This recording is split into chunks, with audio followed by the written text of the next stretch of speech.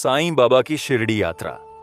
एक दिव्य अनुभव। शिरडी महाराष्ट्र का वह छोटा सा गांव जहां हर साल लाखों श्रद्धालु अपने सिर झुकाने आते हैं। कहते हैं कि यहां की मिट्टी में ही बाबा की महक समाई है और यहां का हर कोना उनकी उपस्थिति का आभास कराता है। यह कहानी है अरविंद नाम के एक साधारण युवक की, जो पहली बार शिरडी की यात्रा पर निकला। अरविंद का मन लंबे समय से विचलित था। व्यापार में घाटा, परिवार में कलह और जीवन में असंतोष ने उसे भीतर से तोड़ दिया था। एक मित्र ने कहा, एक बार शिरडी जाकर साईं बाबा के दर पर माथा टेकाओ, सब ठीक हो जाएगा। अरविंद ने सोचा, क्या सचमुच? क्या केवल बाबा के दर पर जाने से मेरी परेशानियां दूर हो जाएंगी? लेकिन भीतर एक आवाज आई, चलो शायद यही रास्ता हो। वह पुणे से शिरडी के लिए निकला। सफर भर वह सोचता रहा, बाबा, अगर आप सचमुच हैं तो मुझे कोई निशानी दिखाइए।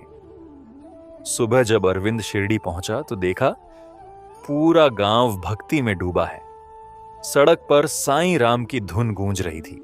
फूलों की दुकानें, अगरबत्ती की खुशबू और भक्तों की भीड़ मानो किसी और लोक में आ गया हो। वह सीधा समाधि मंदिर पहुंचा। घंटों की लाइन थी। भीड़ में धक्का लग रहा था, लेकिन भीतर से अजीब शांति का अनुभव हो रहा था। जब उसकी बारी आई और उसने समाधि पर माथा रखा, तभी मन में एक अज्ञात हल्कापन उतर आया।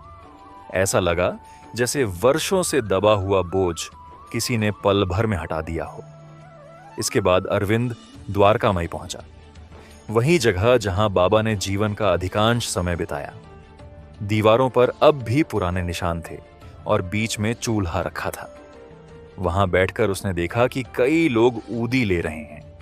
एक वृद्ध पुजारी ने उसकी ओर देखकर मुस्कुराते हुए ऊदी दी और कहा, बाबा ने कहा है, यह राख हर रोग और चिंता को मिटाती है। अरविंद ने ऊदी माथे पर लगाई और मन ही मन बोला, अगर आप सचमुच मेरे साथ हैं तो मुझे राह दिखाइए। तभी एक छोटे से बालक ने आकर उसके हाथ में प्रसाद रख दिया और मासूमियत से बोला, चिंता मत करो बाबा, सब देख रहे हैं। अरविंद चौंक गया। उसने चारों ओर देखा, लेकिन वह बच्चा कहीं गायब था। भीड़ में भी उसका कोई पता न चला।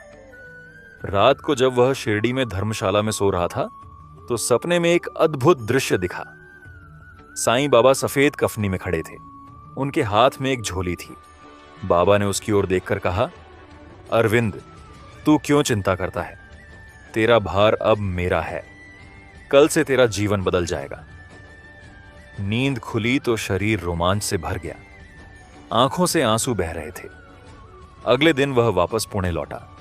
आश्चर्य की बात यह हुई कि उसके व्यापार में अचानक से एक बड़ा ऑर्डर मिला, जिससे उसका घाटा भर गया।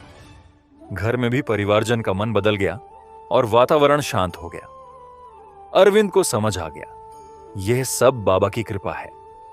उस दिन से उसने संकल्प लिया कि हर साल शिरडी जाकर बाबा का आशीर्वाद लेगा और अपने जीवन में कभी भी अभिमान या अहंकार नहीं करेगा। शिरडी की यात्रा केवल एक यात्रा नहीं, बल्कि आत्मा का शुद्धिकरण है। वहां जाकर हर भक्त यह अनुभव करता है कि साईं बाबा केवल समाधि में नहीं, वे हर उस दिल में जीवित हैं जहां श्रद्धा और सब्बुरी है। जो भी बाबा के दर पर सच्चे मन से जाता है, खाली हाथ नहीं लौटता।